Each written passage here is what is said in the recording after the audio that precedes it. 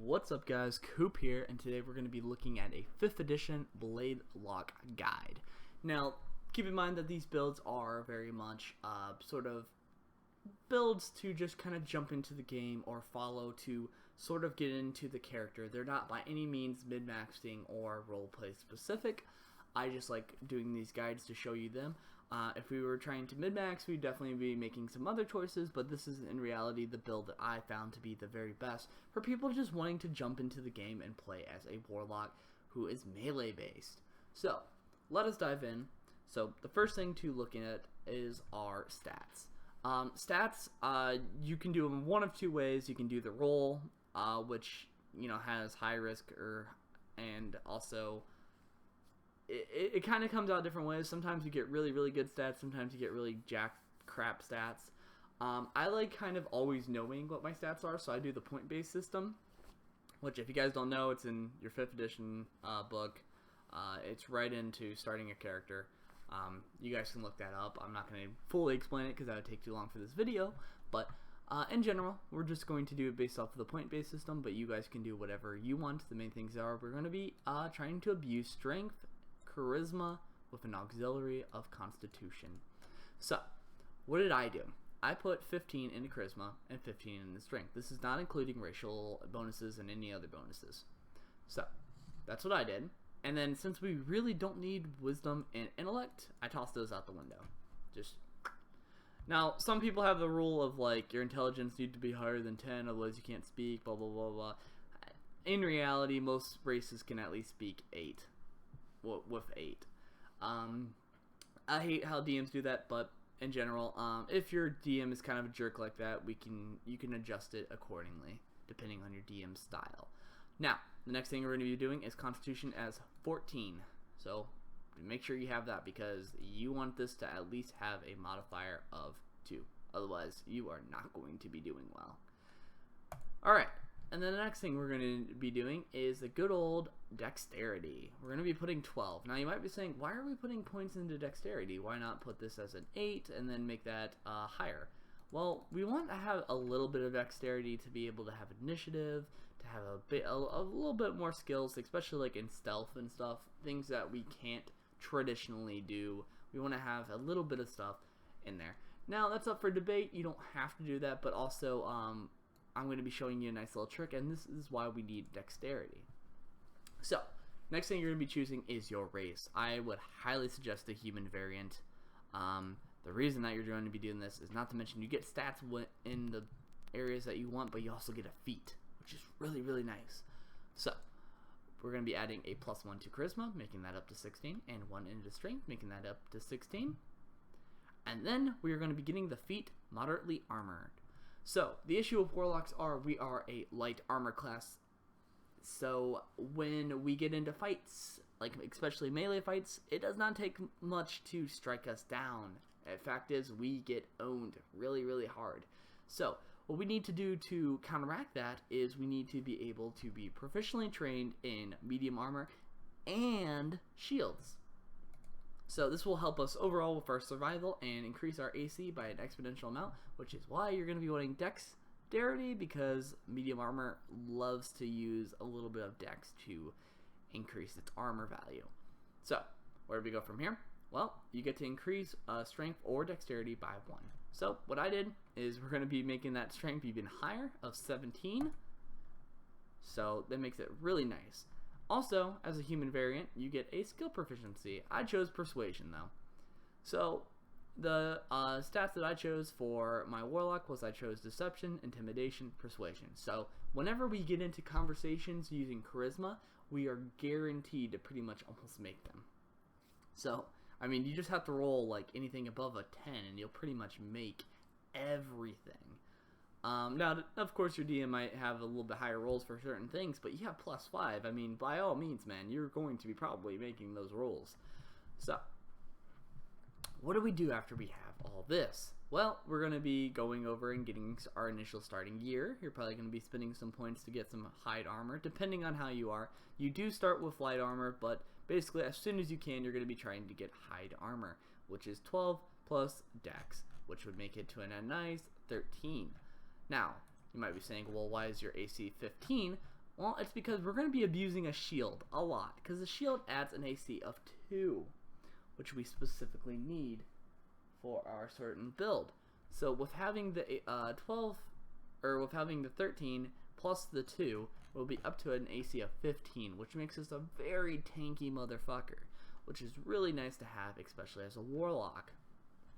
So, and then from there, you get to choose whatever weapons you really want. I always like the spear because you can use it as a two-hander or one-hander, and it can be tossed. It's really, really nice. Keep in mind you have to pay for that. I think initially I don't think you're allowed to have spears, but don't quote me on that. I don't have the book right in front of me at the moment, but just trust me when I say that. Now, the next thing that we're going to be doing is choosing our patron. All Warlocks get to choose a patron. You're going to be choosing the Fiend. Now, you might be saying, why the Fiend? The Fiend, I would say, is the best one for a melee Warlock. While the other Fiends have a lot of really cool stuff, that one specifically has the one that makes the most sense. There's other patrons out there that have been released for other books and other arcana, but I specifically like trying to stick to the original material of 5th edition because most of your sort of DMs aren't going to have all these materials and usage, and a lot of them don't like that, and I don't want to build a whole build around a patron that you can't use. So I try to stick to the original material, but there is way better other patrons out there. Just do a little bit of research and you can do that, but I specifically go with the Fiend because it gives us the greatest of variety, and also it gives us the access to fire at level 1, which I always love having a little bit of fire in my life. So, where do we go from here? Well, you get to choose your background. The backgrounds don't really matter that much. They give you a little bit of cool stuff, but in reality, it really doesn't matter. I chose the background of the folk hero because I thought it would be kind of cool to be like, oh, my folk hero was a soldier. He was very strong at what he did, which is why he had his stats, and he took a bargain with a demonic lord, and then I came back to the people and said that I slayed him, and I'm treated as a hero even though I'm a liar, which goes into that charisma and why we have that stat of persuasion. But you guys can do any background that you really want. So I kind of liked mine. I kind of made this guy like a racist character too, which I thought was kind of fun. But it gives you skill proficiency in animal handling and survival. Like, it really matters. I just did that because it specifically kind of went along the story a little bit better. But that's what I did for my guy. So, spell casting ability, since we have all that charisma, we now have a spell save DC of 13. So it's 8 plus charisma modifier plus proficiency. It's pretty nice. I mean, we probably could have found ways to make this stat even higher. But in general, I think I'm pretty happy with 13 spell DC. Alright, so let's actually dive into the spells and what you're going to be doing with this wonderful build. So, we're going to be doing Arcane Trips. Arcane Trips are obviously Eldritch Blast, which gives us some range ability, which, hey, guess what? Compared to most melee people, we are doing pretty well. We have our spear. If you go with the spear, you don't have to. But and then we also have Eldritch Blast. So in general, having all these nice little abilities is really, really nice. Plus, you have a little bit of sneak. You have a +1 in sneak that you can use as well to help you sneak up and do an Eldritch Blast, like as an initial attack, which I think is a really, really good way to start combat. It's just really nice.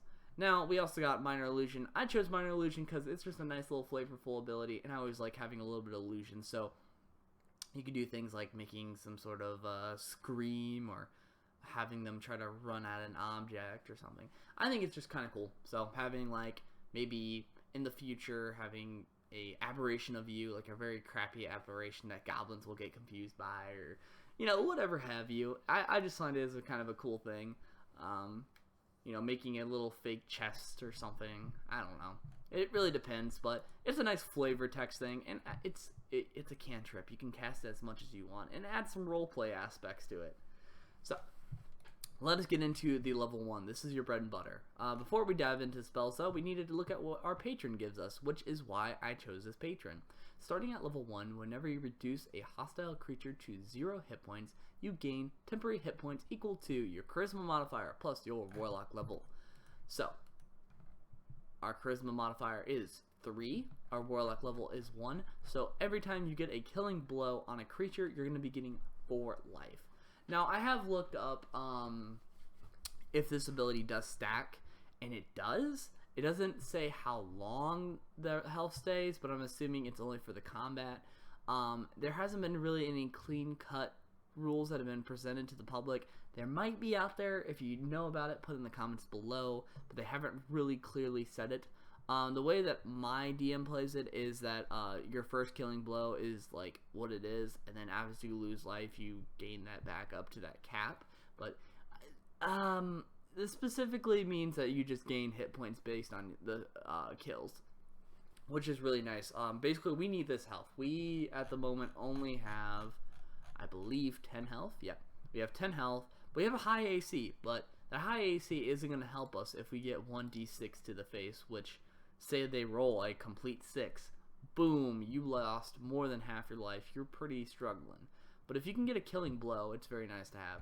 Now, most DMs don't like metagaming, so it's very important that as a person in your group, that you kind of roleplay the aspect of saying, hey, when I kill something, I gain health from it. So it might be nice to tell them, like, I drain their life essence every time I get a killing blow, so make sure that you weaken the target so I can get a few good blows in there or something. I don't know.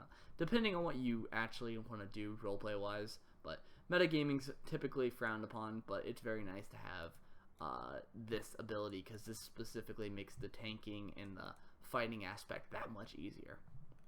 Next thing that we're going to be doing is another tanky ability to basically help us with our fight against these creatures, is the armor of, I guess it's pronounced Agathis.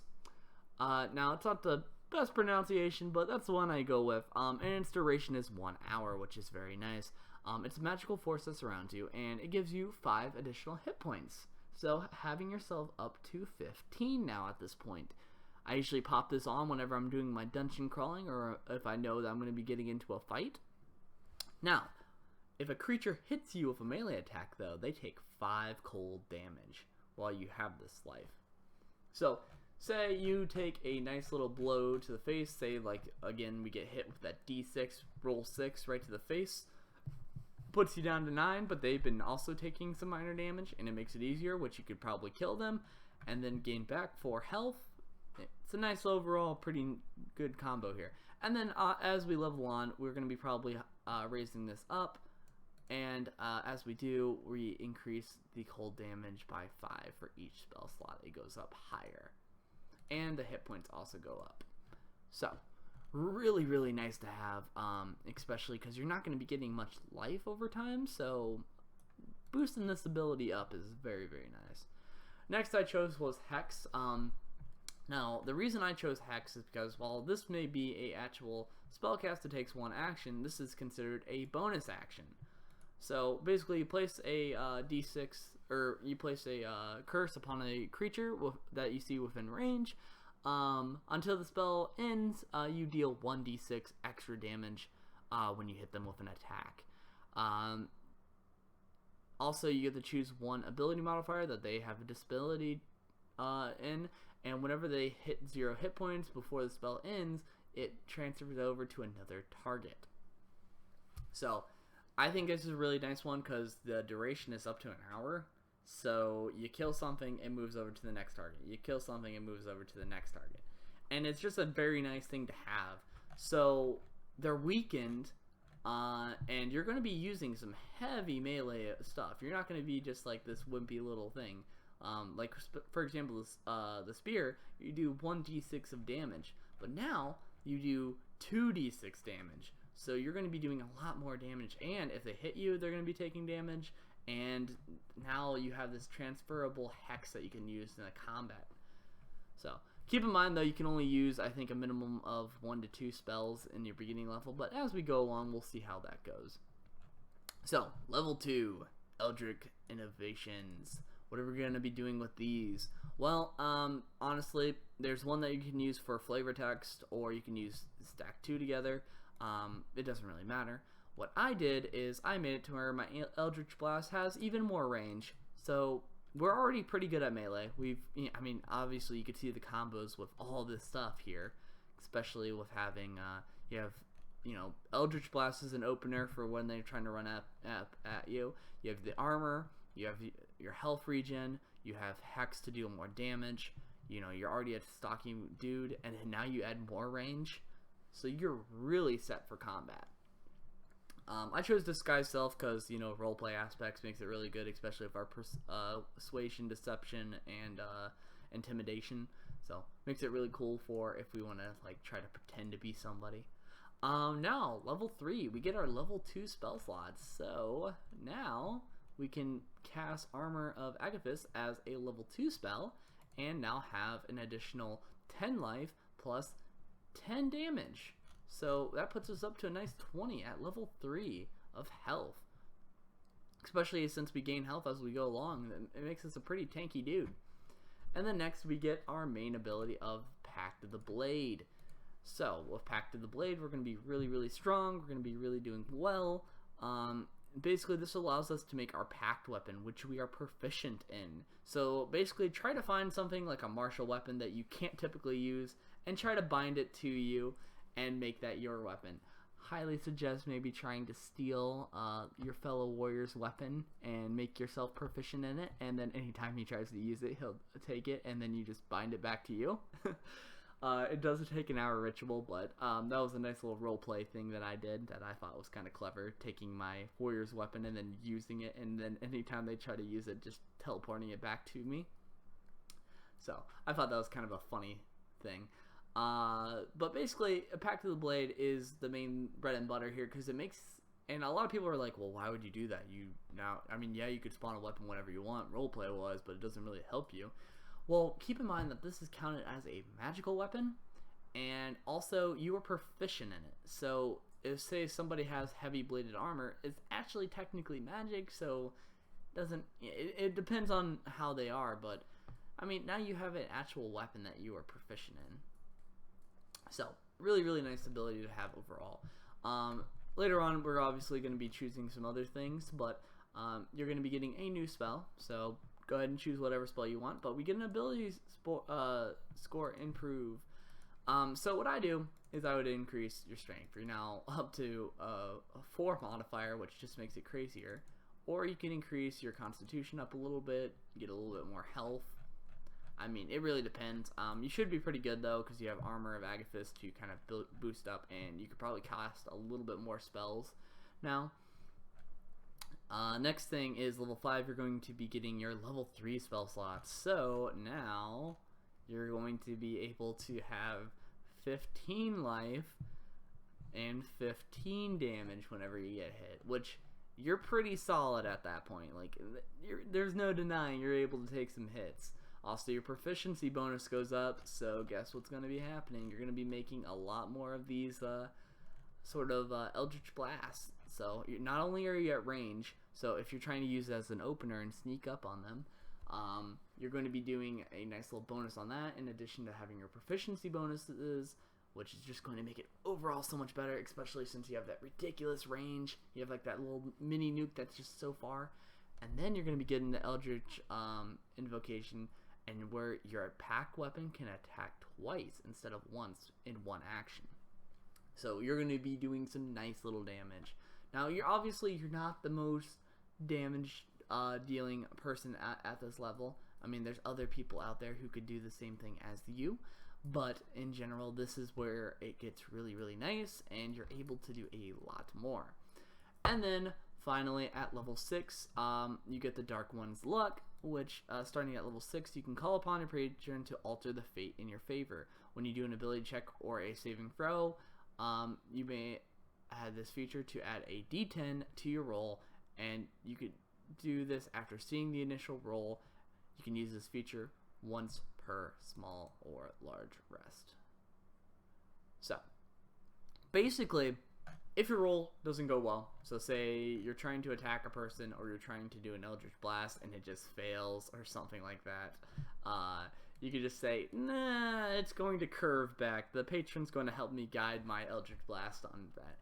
So you have the nice luck factor in there to where if something goes wrong, you can still kind of fix it because of your ability checks and things.